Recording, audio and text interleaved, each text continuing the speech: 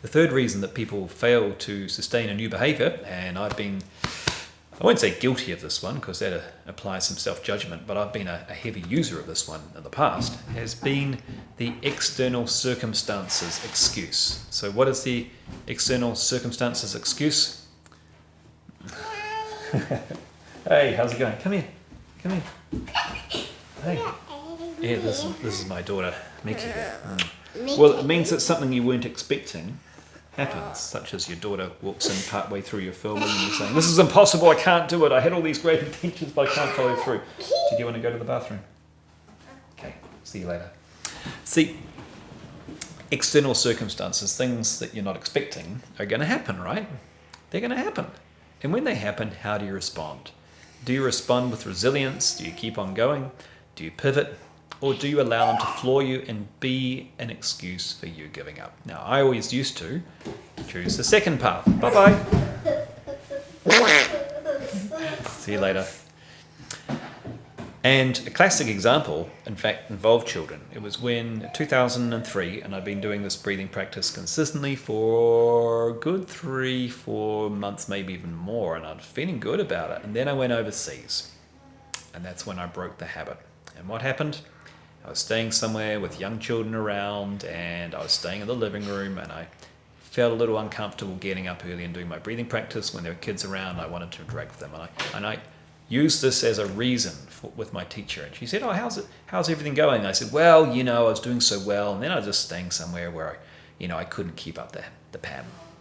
And she did not indulge my excuse, which was what it was. She said, "Daniel, you know perfectly well, if you'd truly been committed, you would have found a way." And she just smiled. And that made me uncomfortable because she was right. She wasn't rubber stamping my excuse. She was doing something much more loving than that. That would have been a very unloving act. She was speaking to my highest potential and helping me to uproot a toxic excuse that I'd used to avoid being committed in my life up until that point. And she totally uprooted it. And from that day forward, I stopped using external excuses as reasons to interrupt behaviors which I voluntarily had chosen to abandon.